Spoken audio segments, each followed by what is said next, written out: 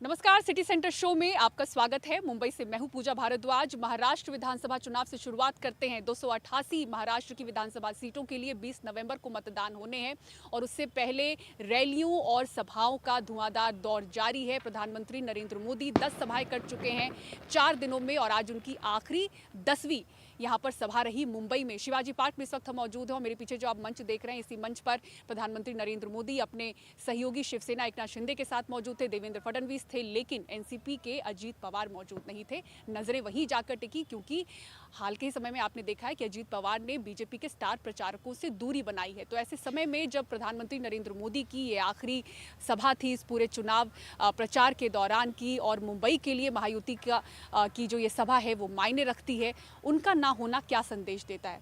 चलिए सबसे पहले आपको हम सिटी सेंटर शो में सुनाते हैं प्रधानमंत्री ने अपनी सभा में क्या मुख्य बातें कही। एक सोच महाअघाड़ी की भी है जो महाराष्ट्र के गौरव को लगातार अपमानित कर रही है। महाअघाड़ी के लोग तुष्टीकरण के गुलाम हो चुके हैं। ये वो अघाड़ी है जो राम मंदिर का विरोध करते हैं। ये वो अघाड़ी है जो वोट पाने के लिए भगवा आतंकवाद का शब्द गढ़ते हैं। राजनीति में एक दूसरे पर वार पलटवार करना समझ में आता है, लेकिन जब बात देश की उपलब्धि की हो तो हर राजनीतिक दल का कर्तव्य है कि वह देश को अपने दल से ऊपर रखे। तो 20 नवंबर को मतदान होने हैं, 23 नवंबर को नतीजे सामने आ जाएंगे, लेकिन इस बार की जिस तरह के समीकरण बन रहे हैं, जिस तरह की लड़ाई है, लग रहा है कि नतीजे सामने आने के बाद ही महाराष्ट्र का असली खेल शुरू होगा, जब सीएम की कुर्सी के लिए लड़ाई होगी। क्योंकि सीएम पद के कई दावेदार इस बार हैं। जीत सिर्फ गठबंधन के लिए मायने नहीं रखती। यहाँ पर इस चुनाव में हर पार्टी और हर नेता अपनी साख की लड़ाई लड़ रहा है। तो ऐसे में लग रहा है कि सीटों के बंटवारे की लड़ाई से कहीं ज्यादा सीएम की कुर्सी की लड़ाई सामने नजर आएगी। दिखाते हैं आपको मुंबई से रिपोर्ट।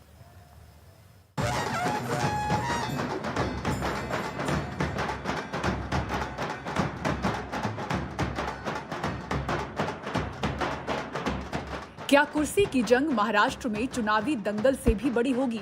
5 सालों में हुए सियासी खेल और कुछ हालिया बयानों ने ऐसे संकेत देने शुरू कर दिए हैं। उद्धव ठाकरे जहां बार बार सीएम चेहरा घोषित करने की मांग करते रहे, तो उनकी सहयोगी कांग्रेस पार्टी के बड़े नेता और पूर्व मुख्यमंत्री पृथ्वीराज चव्हाण ने साफ किया है कि जिस पार्टी के विधायक ज्यादा होंगे, सीएम की कुर्सी उसी की होगी।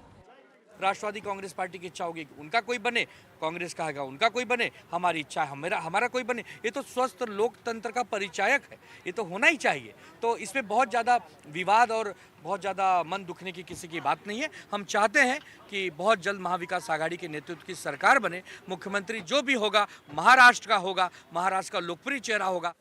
लोकसभा चुनावों में बेहतरीन प्रदर्शन के बाद कांग्रेस की सीएम पद की चाहत को तर्कसंगत भी समझा जा रहा है।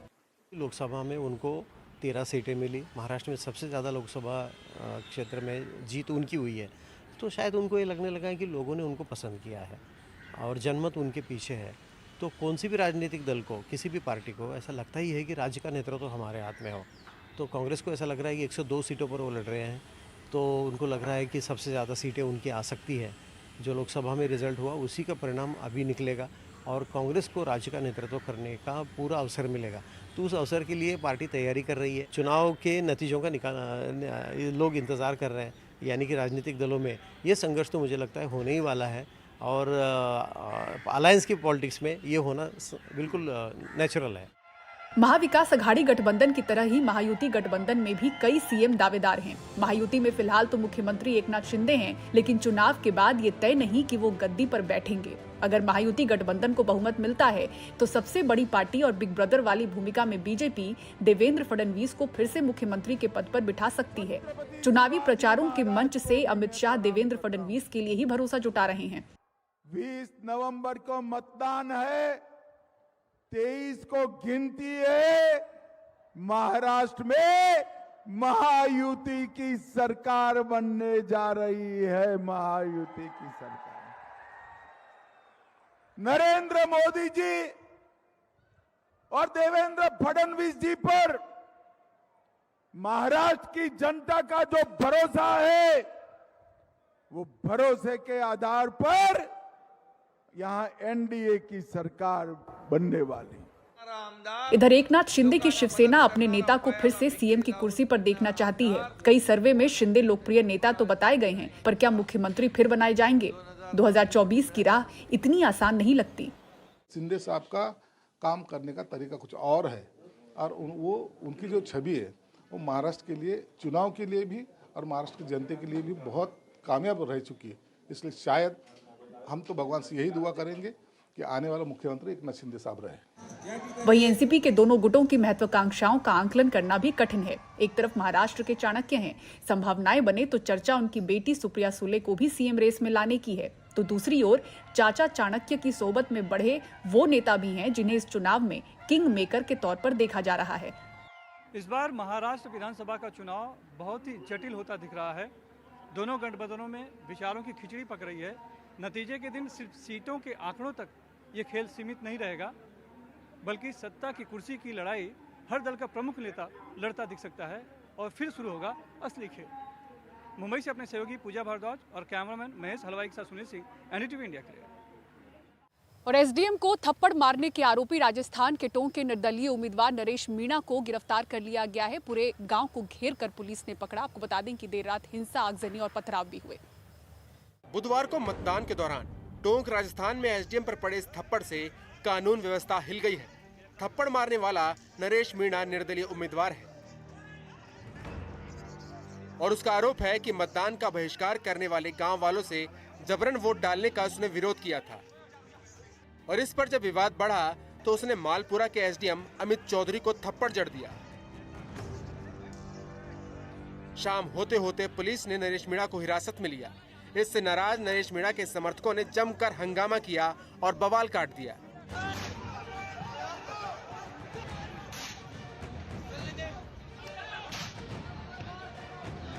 बाद में पुलिस ने कहा कि नरेश मीणा उसे चकमा देकर फरार हो गया, जबकि नरेश मीणा ने कहा कि पुलिस ही उसे छोड़कर भाग खड़ी हुई। पुलिस ने नरेश मीणा को पकड़ने के लिए उसके गांव समरोता का घेराव किया। इस पर नरेश मीणा के समर्थक भड़क उठे और उन्होंने पुलिस के वाहनों में आग लगा दी और पत्थरबाजी की। भीड़ को काबू में करने के लिए पुलिस को लाठीचार्ज और हवाई फायरिंग भी करनी पड़ी। आखिरकार पुलिस नरेश मीणा को गिरफ्तार करने में कामयाब हुई, लेकिन हंगामा रुका नहीं है। टोंक सवाई माधोपुर नेशनल हाईवे पर जाम लगा हुआ है।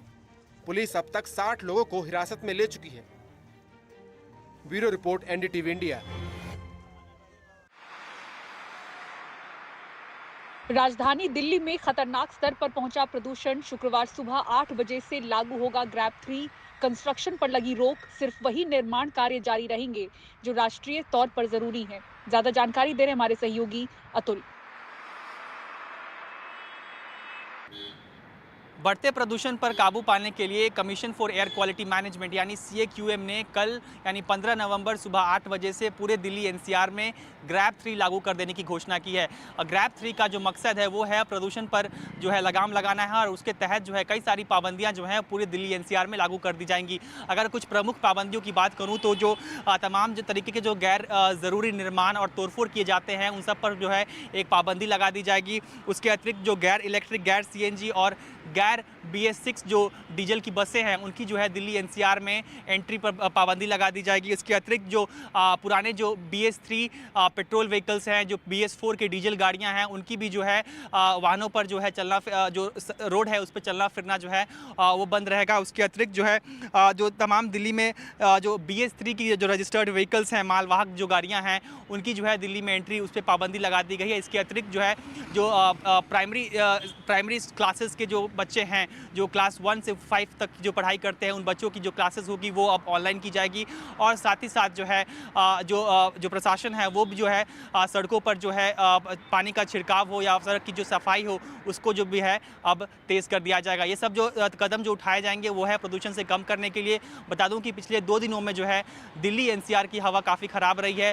राजधानी दिल्ली में जो है पिछले 2 दिनों से जो वायु प्रदूषण का जो स्तर रहा है वो जो है काफ़ी गंभीर श्रेणी में रहा है। लगातार AQI जो है वो 400 के ऊपर रहा है और इसी को देखते हुए ग्रैब 3 को कल यानी 15 नवंबर सुबह 8 बजे से पूरे दिल्ली एनसीआर में लागू कर दिया गया है।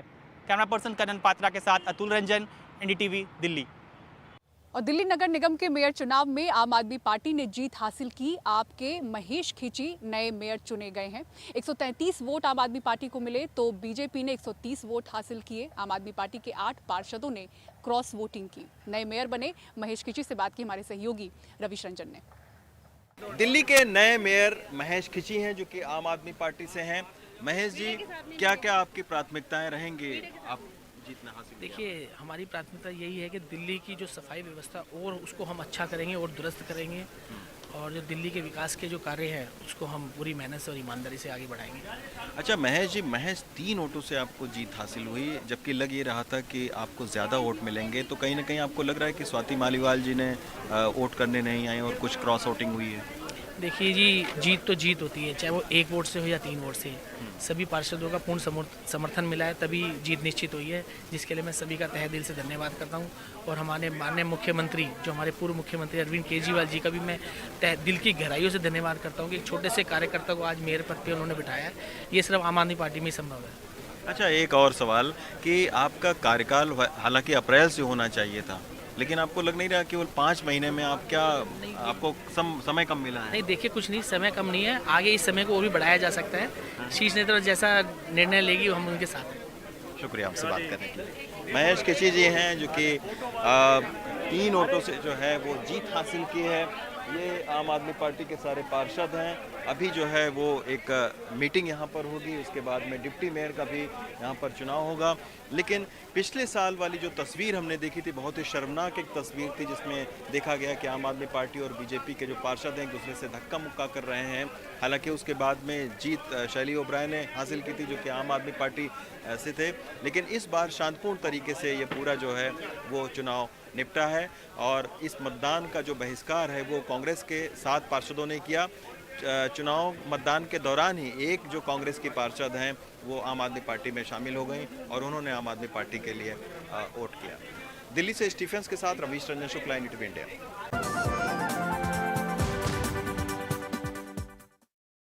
और आज बड़ा फैसला हुआ, एक ही शिफ्ट में होगी यूपी PCS परीक्षा।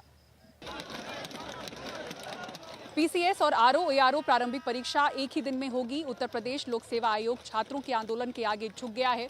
आयोग ने छात्रों की 1 डे 1 शिफ्ट की मांग मान ली है। इसके लिए छात्र 4 दिन से आंदोलन कर रहे हैं। बृहस्पतिवार को बवाल काफी बढ़ने के बाद आयोग को यह फैसला करना पड़ा।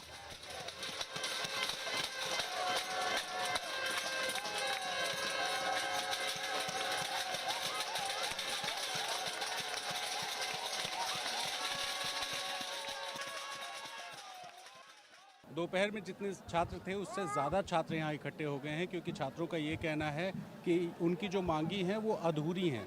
मामला जो शुरू हुआ था वो RO-ARO के विवाद से शुरू हुआ था, क्योंकि पेपर लीक उसमें हुआ था और पेपर लीक की वजह से PCS की एग्ज़ाम को टाला गया था और 2 अलग अलग तारीखें डाली गई। उसके बाद फिर दिसंबर में 3री तारीख थी, लेकिन अब PCS की परीक्षा में 1 डे 1 शिफ्ट नो नॉर्मलाइजेशन का जो फॉर्मूला था उस इनकी डिमांड को मान लिया। लेकिन जो RO-ARO एग्ज़ाम को लेकर के डिमांड थी उसमें आयोग ने एक कमेटी बनाई है और वो कमेटी अब अध्ययन करेगी, फिर रिपोर्ट देगी और उसके बाद कोई फैसला होगा। और इसी वजह से ये छात्र हैं, ज़रा इस भीड़ को पहले देखिए, ये भीड़ है और यहाँ पर छात्रों की इतना बड़ा जमावड़ा है। अगर मैं कहूँ कि दोपहर से ज़्यादा है तो गलत नहीं होगा। कुछ छात्रों से बात भी कर लेते हैं। आप बताइए मैम, आपसे पूछेंगे कब से आप लोग यहाँ पर? हम लोग 4 दिन हो गए।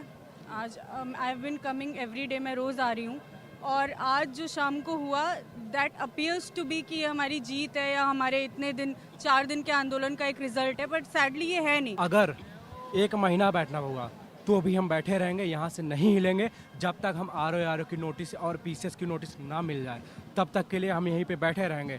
ये वोट डालो राज करने वाली ये राजनीति कर रहे हैं बस, और कुछ नहीं, ताकि पीछे वाले बच्चों को बांट दें, वो अपने चले जाएं और हम लोग यहीं पर मतलब आरओ वाले बस बचेंगे, फिर उनको बाद में देख लेंगे। आखिर क्यों आप पीसीएस के लिए मान गए तो आरओ के लिए क्या प्रॉब्लम है आपको? आप आरओ के लिए क्यों नहीं मान सकते हैं? हम लोग 4 दिन सुबह से डेली हम लोग रात भर रहते हैं। ये जो नोटिस जारी की गई है, अब इसमें आयोग ने किया क्या कि आयोग ने किया क्या कि छात्रों को 2 धड़ों में बांट दिया।